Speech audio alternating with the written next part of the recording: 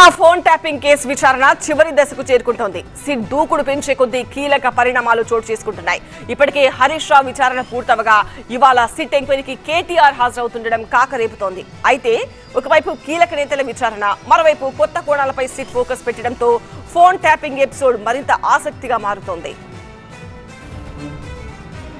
Phone tapping వ్యవహారం తెలంగాణ రాజకీయాల్లో మళ్లీ చర్చకు దారితీస్తోంది. ఈ కేసులో ఇవాళ బీఆర్ఎస్ వర్కింగ్ ప్రెసిడెంట్ కేటీఆర్ విచారణకు హాజరవుతుండడం సంచలనం సృష్టిస్తోంది.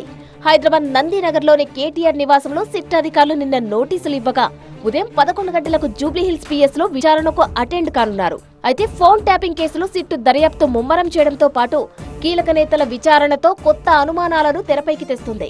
ఫోన్ ట్యాపింగ్ నేపథ్యంలో జరిగిన ఆర్థిక లావాదేవీలపై స్పెషల్ ఫోకస్ పెట్టబోతున్నట్లు తెలుస్తుంది. బీఆర్ఎస్ పార్టీకి విరాళాలు, ఎలక్టోరల్ బాండ్స్ పోటెత్తడంపై సిట్ అనుమానాలు వ్యక్తం చేస్తుంది. ఈ లావాదేవీలకు ఫోన్ ట్యాపింగ్ కు ఏమైనా లింక్ ఉందా?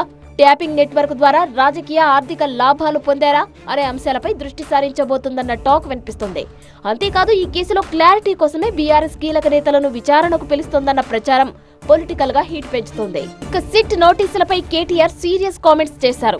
అసలు ఫోన్ ట్యాపింగ్ కి తమకు సంబంధమేంటని ప్రశ్నించారు.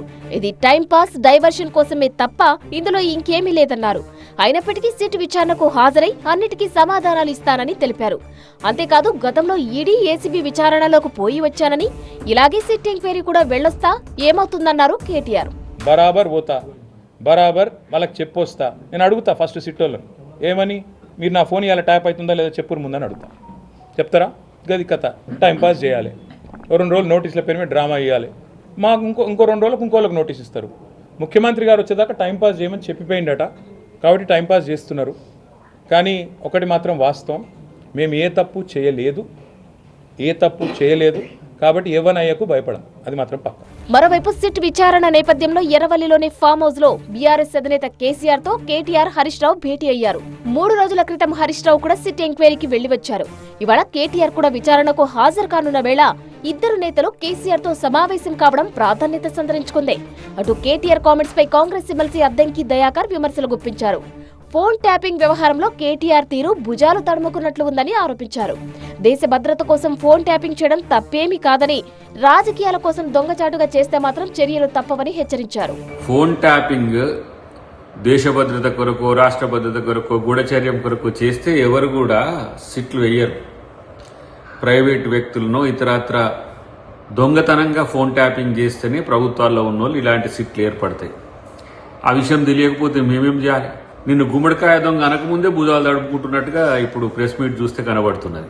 బెదిరింపులు, లేకపోతే లొంగ తీసుకోవడం, లేకపోతే ఇతరాత్ర కారణాలు దాని వెనుక ఉన్నాయనేది సిట్ యొక్క సారాంశం. సమాధానం చెప్పడానికి అసహనం ఎందుకు పెరుగుతున్నది? మొత్తంగా ఫోన్ ట్యాపింగ్ వ్యవహారంలో సిట్ దూకుడు సంచలనాలకు క్యారఫ్ గా మారుతుంది. ముఖ్య నేతల వరుస విచారణ, లావాదేవీలపై సిట్ అనుమానాలు లాంటి అంశాలు ఈ కేసులో కీలకంగా మారబోతున్నాయి. కేటీఆర్ విచారణ, సిట్ డౌట్స్ నేపథ్యంలో ఫోన్ ట్యాపింగ్ కేసు ఎలాంటి మలుపులు తిరగబోతుందన్నది ఆసక్తి రేపుతోంది.